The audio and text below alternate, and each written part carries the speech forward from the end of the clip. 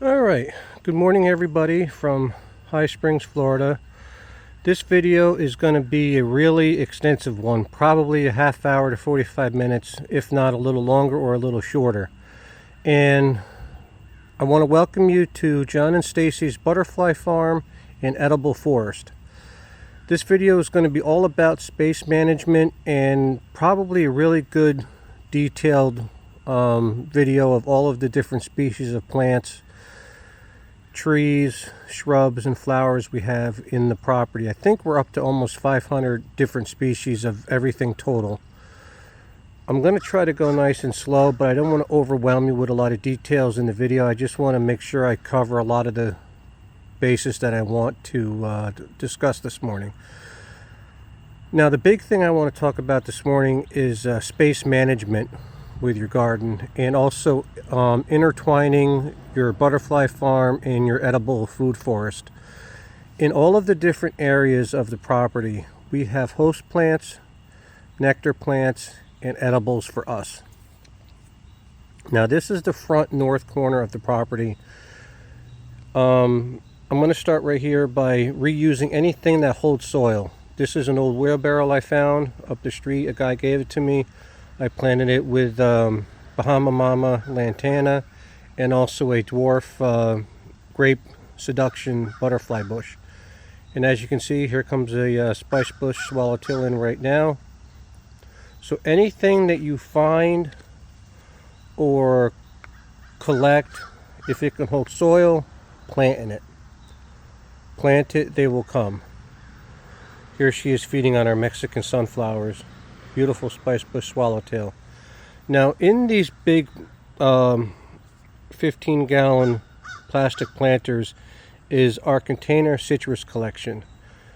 All different types of citrus: blood orange, tangerine, tangelos, kumquats, limequats, red limes.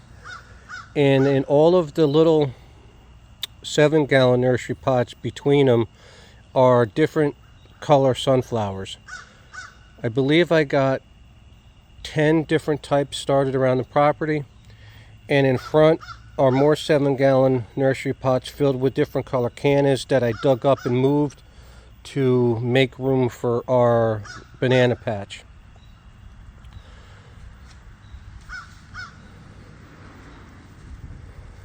So just gonna do a little walk around. And the other thing too, when I talked about space management, is use every single inch of your property for you, your butterflies, and whatever else you want to use it for. This is a huge trialis I got 3 of these in a big 15-gallon nursery pot. And if you come over to here, I tucked away in this little corner a little trellis area with some cut and come again zinnias in the front, and on the back are purple Chinese long beans, and I let a couple of them go to seed that I have to pick so I can have seeds. And if you come around the back side of it, there's another container citrus. This is our blood orange tree. And then here's a beautiful pink lady guava tree that's doing really good. Goji berries. This is a bush key lime that sent up a lot of suckers. Now, when you have suckers on your citrus, they will not produce any fruit. I let them go because, as you can see, the giant swallowtails love them.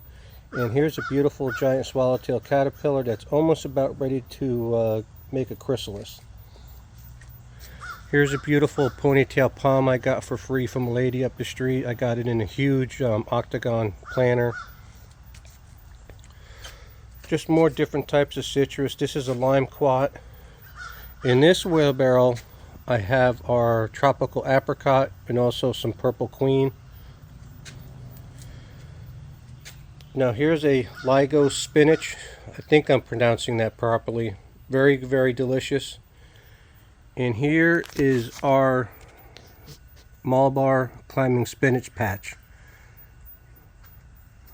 Tucked underneath our carport. It loves the shade. Gets full morning sun. And this guy I rescued from Lowe's clearance racks. I'm not even going to pronounce it. I'm going to just hold the tag up. But it's called a berry tree from what I was told, and the fruit tastes like peas. So as you can see, it's thriving underneath here. I got to put it in a bigger nursery pot once I find one. Here's our beautiful cranberry hibiscus. Here's our pigeon pea patch, which is the host plant for a lot of the skipper butterflies, and we do have about maybe 20 caterpillars on it right now. And these 4 hanging baskets here is our Brazilian spinach area. Absolutely delicious. Cook it, eat it raw, whatever. Really, really delicious. So basically that's this little corner of the property. This is the front north garden area. Here's a beautiful asparagus fern I got for free from a lady, and it's absolutely in full bloom right now. As you can see, all the little flowers, and it's sending up new spikes. This flowering tree right here is called yellow bells, and it's just starting to bloom because we're getting into the late summer, early fall, and it's just a beautiful, beautiful flowering tree, shrub, however you want to pronounce it. And in all of these little containers here, there's my okra patch. I got to separate those and get those out and plant it up. And each one of these little clay pots is my milkweed project, and absolutely all of them are thriving right now. Here's our huge prickly pear cactus. This is the purple one, not the yellow. This is the tree of life plant that I got planted, another milkweed, and a chocolate mint. Now, since we only have one vehicle, I turn this whole area underneath our carport into my potting area. This is where I do all my potting and sorting of plants. There's all of our camellia tea plants, and the tea is absolutely delicious. We've made 2 batches. You cut off the top, new tender growth, let it dry, make a couple batches of tea. Here's a little project I'm doing to see if I can get cucumbers all year round because of the heat, and this is actually in the shade, and actually we do have about maybe 10 different cucumbers on the vine right now. In this little tray right here, I'm growing some eggplants for a lady who's coming up to pick them up from Tampa. I'm donating a lot of plants to a community garden down there. And these little green pots are more Hairy Balls milkweed that I'll put around the garden in a couple days. Here's some free pineapple plants I got. They were almost dead when I got them, and now they're thriving. I separated them all, got them in a good high quality soil, fertilizing them. This is a little area here. I'm not growing these beans for us. I'm growing these beans for the butterflies. A lot of the skipper butterflies use beans as the host plant, and this is just covered in long-tailed skipper butterfly caterpillars and silver spotted skipper butterfly caterpillars. Here's a hibiscus a lady gave me. More different types of citrus. Here's our pink lady guava. We got 2 guavas on it right now. It should be ready by December. And I found these little trellis things in the garbage, so I pulled them out and I got little bean beds going. Here's 4 more different types of citrus. Ponderosa lemon, variegated lemon, and 2 orange calamundan. More cannas that I got to get into the ground. Another trialis. Now this opens up to the front yard property. Here's a pink lady papaya in containers. Now this long zinnia bed and blanket flower bed I started last year. The zinnias I seeded in late January, and they are still producing and thriving really, really good. These are the cut and come again ones. Hairy Balls milkweed.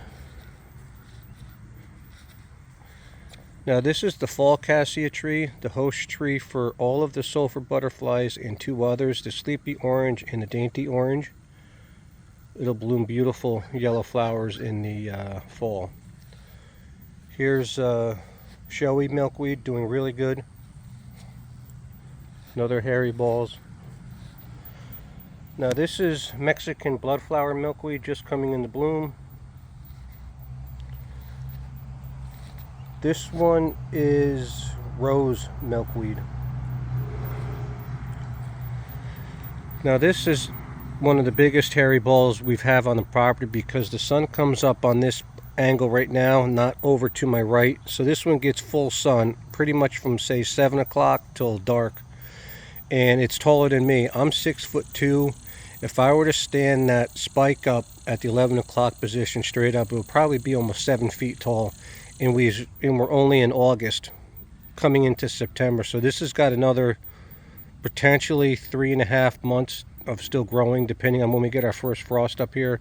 I think our first frost last year was somewhere later December. So this will grow later, right on through December.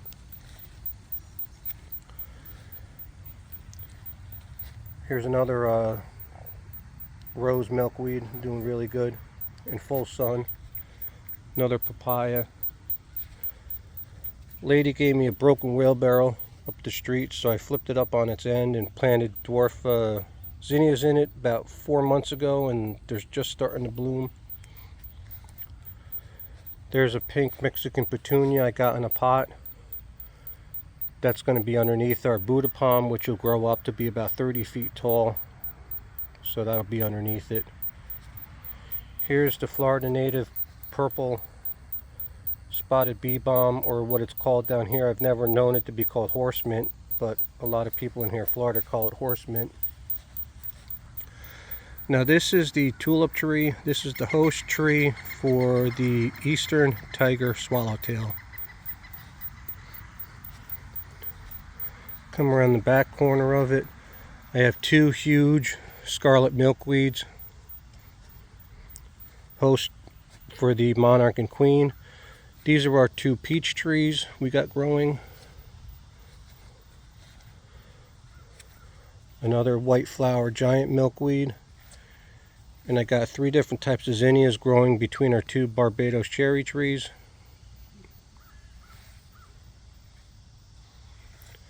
Now this is a huge sweet almond, really good pollinator tree slash shrub here in Florida. More horse mint, regular vitex, really good pollinator shrub slash tree. Alright, now we'll come on this side of the trellis.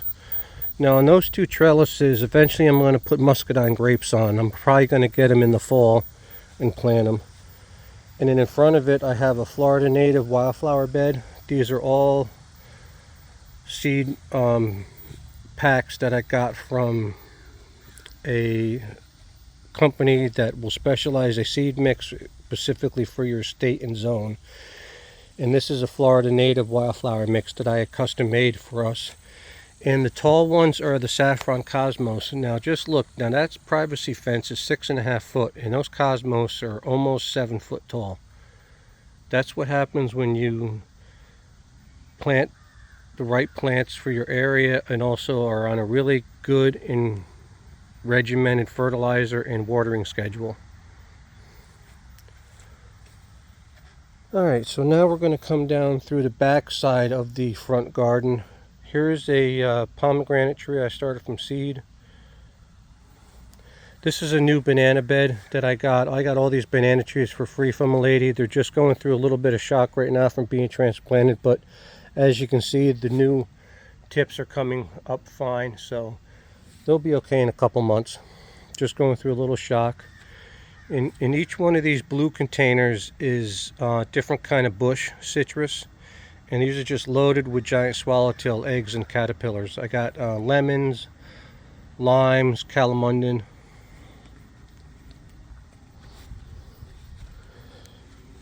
And these 2 trees here are the candlestick cassia trees. Absolutely beautiful. They smell like buttered popcorn right now with the blooms. And we have probably 8 or 9 on the whole property. Host tree for all of the sulfur butterflies, and the dainty orange and the sleepy orange. And actually we have sleepy orange caterpillars on the one in the back along the fence. I'll try to show them to you. Okay, on these two trellises here, one here and one on the other end, is honeyvine milkweed. It's a milkweed vine.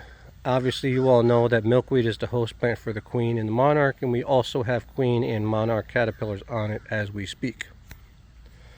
Here's my newest addition to our host trees. This is the black cherry tree, the wild black cherry, host tree for the eastern tiger swallowtail. So basically that completes the whole front yard area of the butterfly farm and edible food forest. Now we're going to come into our south garden area through this gate.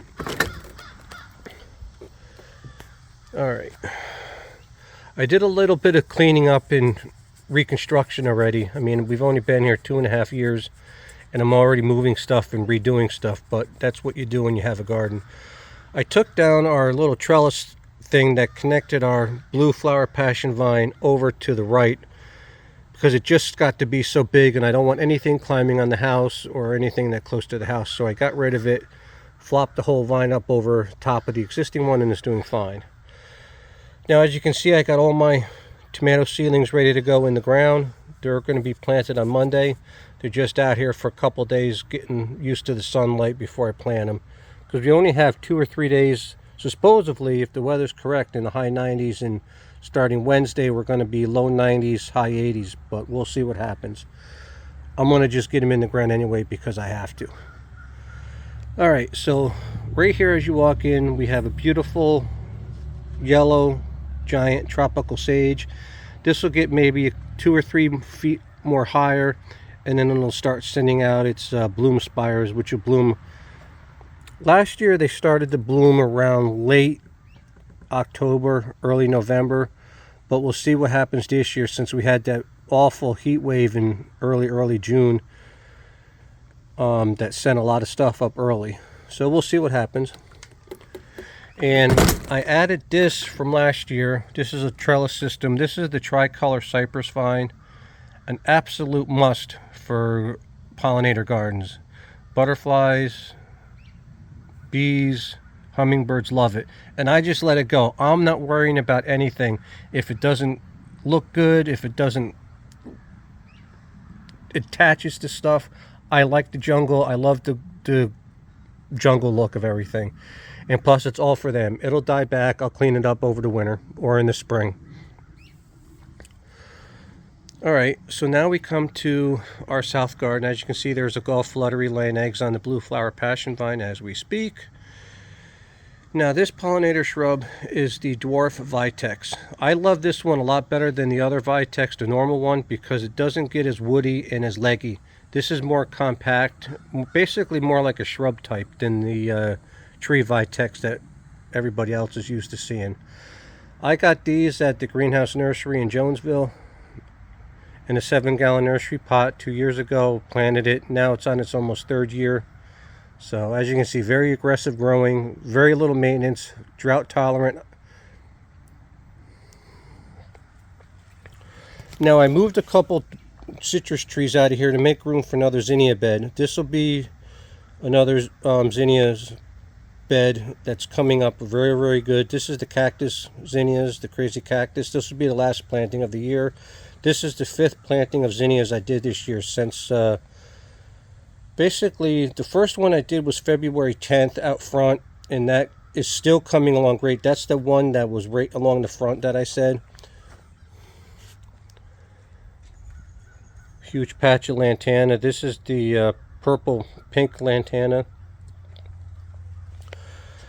Now over here, another one of our perennial spinach beds. I forgot the name of it and I don't want to mispronounce it, so it's a perennial spinach. Comes up year after year, has beautiful flowers, and it's absolutely delicious raw. We use this a lot on our BLTs.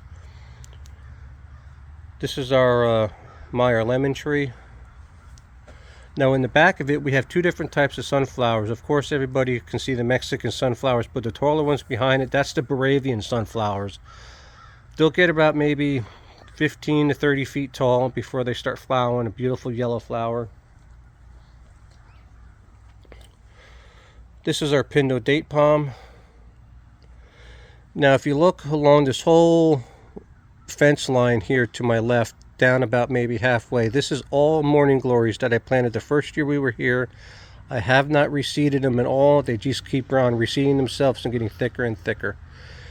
And these will become our tomato planters in the spring. I don't plant any tomatoes right here in this fall because of the sun angle. They just don't really get a lot of afternoon sun right now. And all of these little bushy things are called rue, host plant for the giant swallowtail and the black swallowtail. And I have 1, 2, 3, 4, 5 different rue beds. I'm trying to get them to be big enough so I don't have to keep wasting money with buying dill and parsley seeds, because this is a perennial. They'll come back year after year. So hopefully they'll be enough for the butterflies in years to come. This is the first year that they really started to get established. So hopefully this will be it. I will do a few dill beds here or there because I have about maybe 200 seeds in the garage that I'll sow in the springtime, but not right now. And these are our ice cream bananas, trying to come back from last year's harsh winter. And as you all know, as I said before, if it holds soil, I'll plant it. Here's a couple barbecue grills that I got for free, planted with come again zinnias, a couple sinks with my creeping thyme. Here's a new addition here. This is called hyssop, really good herb, and also very good for the pollinators. Tucked in a little zinnia bed here. This, I believe, has Jazzy Mix. I'll have to look at my notes, but I think Jazzy Mix. Now here coming up is a really cool area that I did basically a month ago. I took all 3 colors of the native tropical sage, the pure white, the pink, and the red, and I planted them all together. And these guys are really prolific self-seeders. They spit out a lot of seeds. Once you plant 1 or 2 plants, you will have plants for life. So just be aware of that. You won't have to buy any sages or salvias for life once you plant the native ones. And here's another patch of Mexican sunflowers that's almost on its way out, but as you can see, they're still blooming. There's a monarch feeding right now, beautiful male. So I'll let them go. I don't use these 3 tomato planters in the fall because of the sun issues, so I'll let them go and let them reseed and clean it up, possibly in the spring, because I'm not going to deadhead or clean up the garden at all into the spring, because recently I've learned that a lot of butterflies will stay in their chrysalises or cocoons over the winter, and that'll be our first generation to hatch in the spring. So leave your garden be. Do not do any fall cleanup. Clean it up after the couple last frosts, maybe April 15th, or if not longer. Let it go. Let the butterflies hatch. I know it doesn't look good, but hey, you have living organisms that are wintering over. All right, here's our Ruby, our Rio Red grapefruit. This one has 3 on it. The other one around the corner has 12 on it. So we have about 15 Rio Red grapefruits. Cold hardy. They don't die in the frost up here in north central Florida. These is the way it looked all winter long. Less acidic. Really smaller grapefruits though. But we love them because of the acidity. They're not that acidic. Now as you can see, all of these planters have got 1 tomato per pot, so they're all getting ready to go. There's our pawpaw tree, the host tree for the zebra swallowtail butterfly. 1 variety we have. We have 3 different varieties. I'll show you the other 2. There's our beautiful brown Turkish fig tree. We got about maybe 2,000 figs off it. So now we're going to go around my wife's home office and craft building. This is the back side of it, still facing due south. To my right, I'll have cherry tomatoes in the spring. To my left, I'll have the Roma style tomatoes. Now back here in this corner, I have another hyssop going. And as you can see, it's just loaded with bees right now. More containers for tomatoes in the spring. I got a milkweed that came up by itself, so I got to get that out of there and plant it in the ground. Another one of those bean trellises I put back here in the corner. Another sweet almond, very, very fast growing. Now, all of you remember from last year's video, this whole fence line was the purple possum passion vine wall. That basically got killed when we had those 3 nights at 20 degrees back over the winter.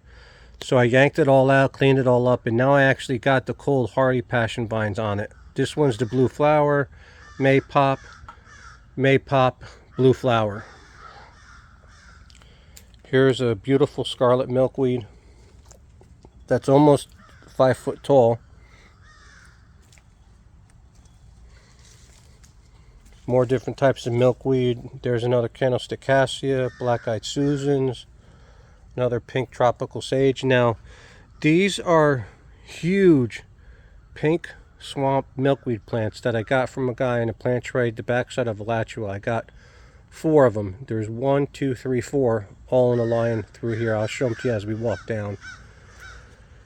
And now, this is the main pollinator garden. This is our west garden because we're facing due west. Cedar Key is about maybe a half hour, 45 minutes straight that way. So in this area here we have our nectarine tree, we have native firebush, red buckeye tree, fire spike, Miley cup sage, Mexican petunias, more yellow tropical sage, more red tropical sage. And this little guy here, this is a cherry tree. I don't know the exact name of it. I'm not going to pronounce it. I think it begins with an S. I'm very bad at pronunciation. So, in these 2 metal buckets, this is the white veined pipe vine, host vine for the Polydamas swallowtail and the pipe vine swallowtail.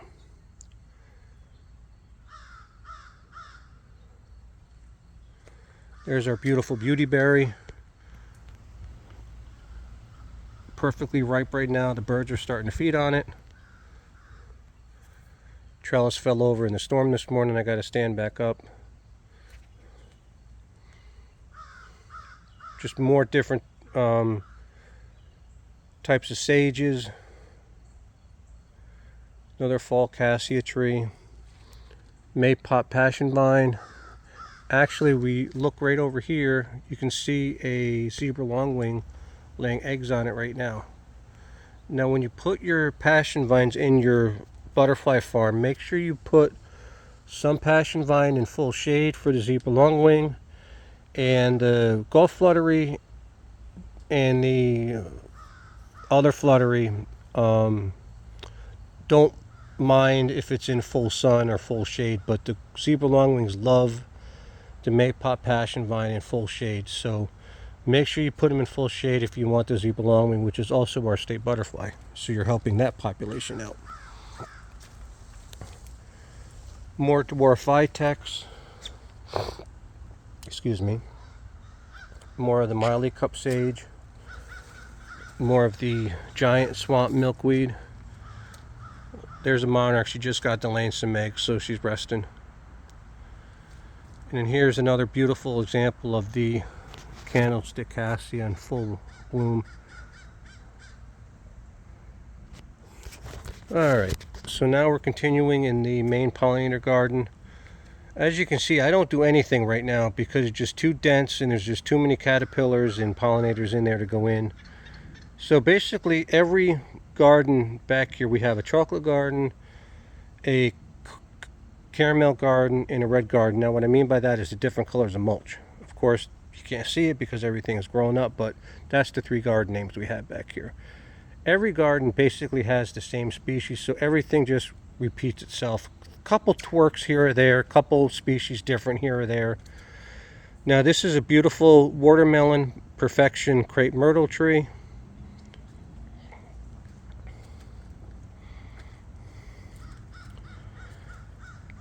The bottle brush bush, good pollinator shrub. Now this yellow shrub here is in the jasmine family. I don't know the exact name of it, but it is absolutely beautiful. Fast growing, drought tolerant, highly recommended for your garden. If anybody wants any of these names that I keep forgetting, just message me and I will gladly send you the exact name, but I don't know the exact name and how to pronounce it off the top of my head with my learning disabilities. I'm sorry. Alright, so we come out here, we have more of the pink tropical sage. Now all of these sages I have planted all over the property. Here's the giant blue tropical sage that's almost done blooming. I got to cut it back and it'll rebloom hopefully one more time. Alright, we're going to attempt to get under this cassia tree here, and then we will go on to the walkway towards the shop. Alright, here we go. Now along this walkway here we got the garage over here. To my right is still the pollinator garden. This is a Trialis here. Now you're going to start to see all of our, basically our main Maypop passion vine area for the flutteries and the zebra longwing. As you can see, it's totally encased our Chinese weeping elm. This was one plant planted last year, died completely back, and this vine is prolifically known for sending out under the ground tubers. So if you plant this once, you're going to have tubers for life, and it just sends them out like rockets underneath the ground, and they pop up everywhere. And I didn't want to kill the host vine for our state butterfly and our pollinators, so I just let it go. It'll die back. You'll never know it was here last year. We'll see what happens next year. Now behind that is a ice cream banana and a castor bean plant. Now I know a lot of people say, well, why you plant castor beans? They're poisonous. But you know what? If you want to keep your butterflies in your garden and in your farm all day long, all year round, you have to plant stuff that has big leaves and has a spot for them to roost at night, or to get out of a sudden afternoon rainstorm or an evening thunderstorm. Bananas are good, cannas are good, castor beans are good. Plant big leafy stuff for the butterflies to roost in. Philodendrons are nice. Anything with a big beefy leaf. And as you can see, it's just totally encased the tree. And we probably have a good 100 Gulf fluttery caterpillars right now, and probably a good 50 zebra longwing caterpillars. Now in those two hanging baskets are the corky stem passion vine, which is the #1 source for the native butterflies, the zebra longwing and the Gulf fluttery.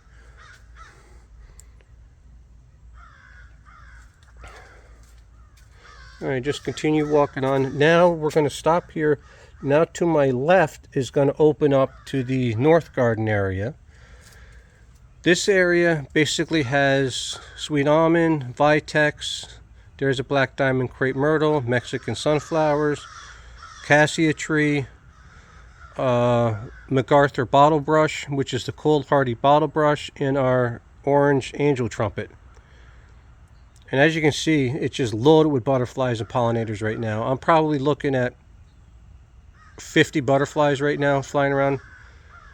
This area over here is basically the Gulf fluttery and the zebra longwing hangout, because of their host vine is right behind me. As you can see, there's one flying around. So this is our north area.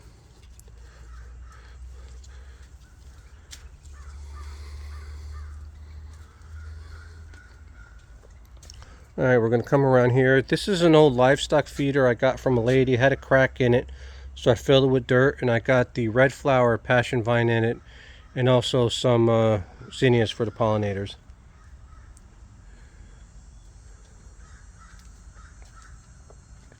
Here's our orange flower angel trumpet, the MacArthur bottle brush tree, the cold hardy one.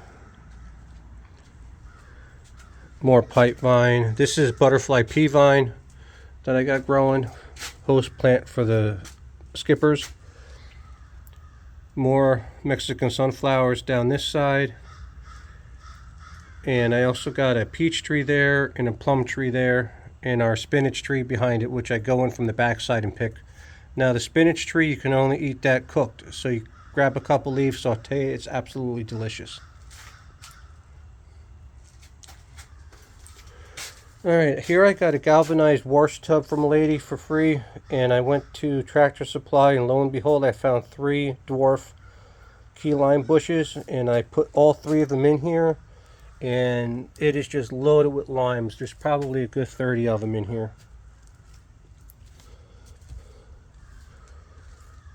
Here's our blackberry lily, Cuban oregano, some bromeliads in a broken fountain. Alright, now we're in our lanai or back patio down in Florida. You guys call it a lanai. I'm still trying to get used to all the terms, but we call it our back patio. My wife has totally called it the lanai. I still say back patio. I'm sorry. I'll start calling it lanai. Those are Purple Queen hanging baskets I made myself.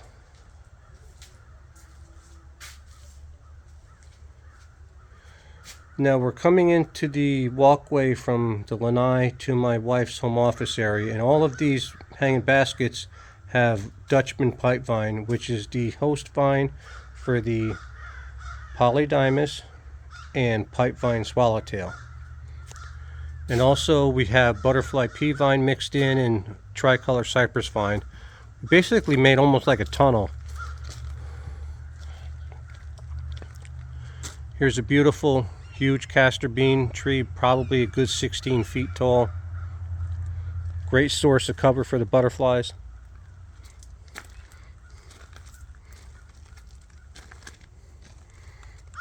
Here's a cool pollinator shrub. This is the Florida native firebush. Excellent source of nectar. There's a loquat tree, another tangerine tree.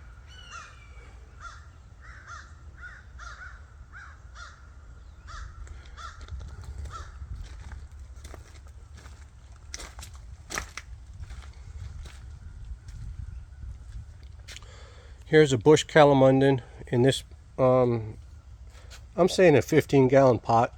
Oh, excuse me. Shrimp plant.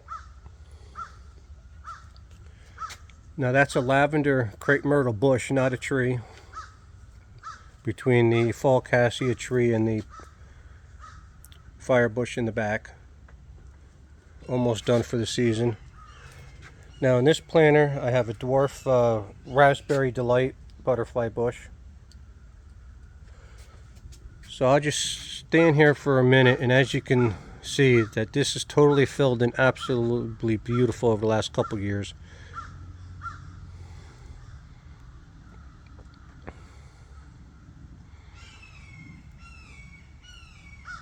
And tucked underneath here, I'll try to zoom in as quickly as I can. This tall heart-shaped plant is the morning glory tree.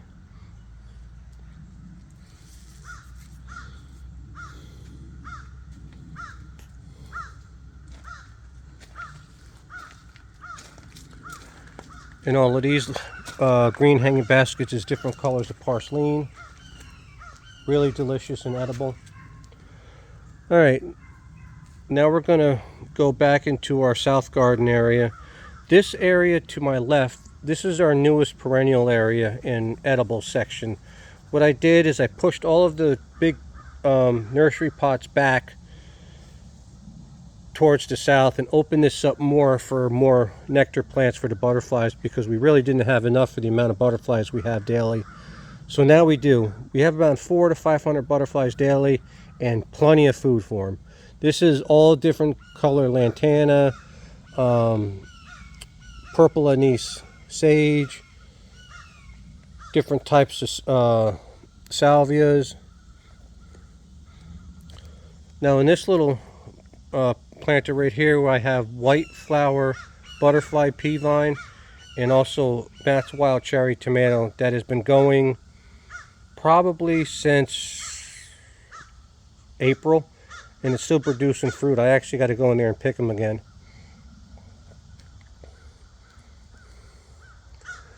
All right, now to my right, this is our new area that we just developed over the last month.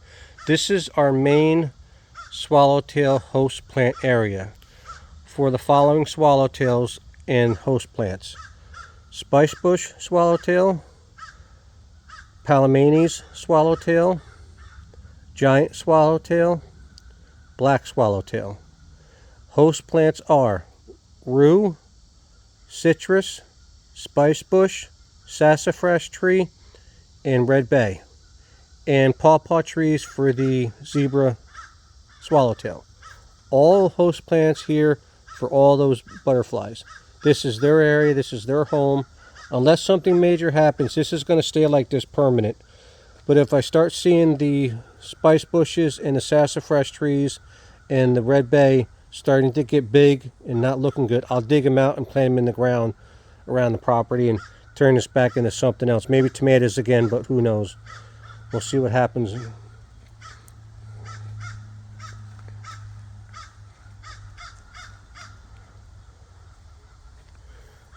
And then right over here is our beautiful Christine pomegranate tree, 3 years old. Hopefully next year we'll get pomegranates out of it. I was told that it takes 3 to 5 years to get fruit. More beans in little pots scattered all over the property for the skippers. And here's a beautiful Mexican bloodflower milkweed. Basically almost 5 foot tall. Started from seed.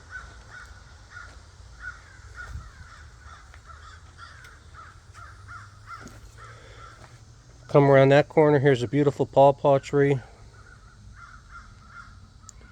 So now we're facing due west. So I'll just do a little panoramic view so you can see everything.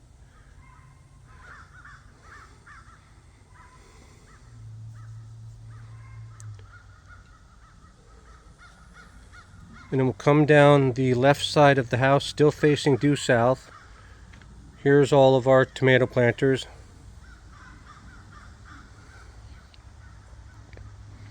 And we have 2 fall cassia trees here. Host tree for the sulfurs and the 2 others, like I said earlier. Here's a powder puff tree. I got to move this next spring. It's not getting enough sunlight because of the cassia trees. I'm going to probably put this out front, right dead center in the garden. Let it get the full sun and really let it go to town out there. And our brown Turkish fig tree again. And here's a really cool shot of the castor bean plant. I mean, as you can see, anywhere in the property you stand for a good amount of time, you're going to see at least 100 butterflies. Like right now, I see 10 different species, and I'm just in one little corner of the garden.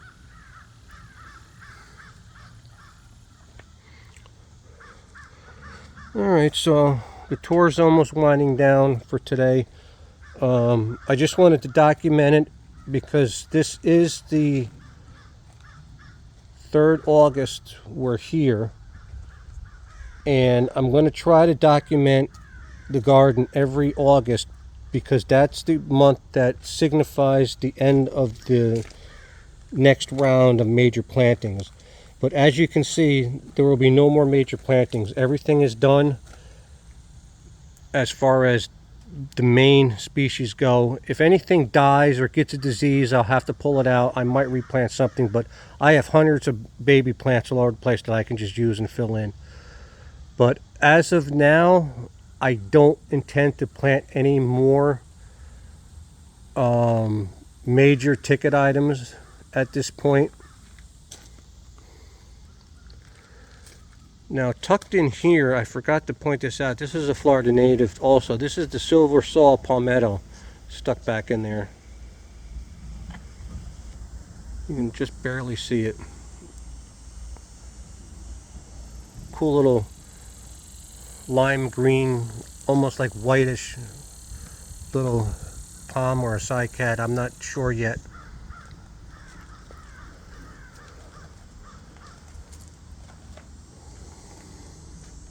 Another fire bush.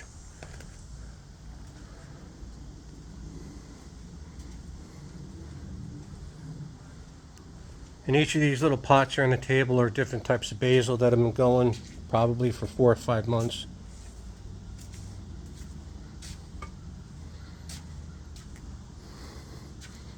Alright, so we're going to end the tour basically where we started. I'm going to walk out our north gate. This is the north side of the garden. Basically everything just repeats itself from the start of it by the garage down. Sweet almond, Vitex, sweet almond, Vitex, sweet almond, Vitex. Couple things different here or there. I got a blue Java banana planted behind there. Got a grill that's back there with more cotton come-again zinnias in.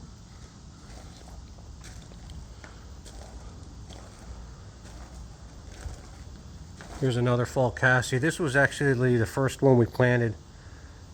So, as you can see, it's just completely covered in sulfurs. There's a sleepy orange over there laying eggs. Here she comes. I'll try to, so you can see there she is. She just landed, laying an egg.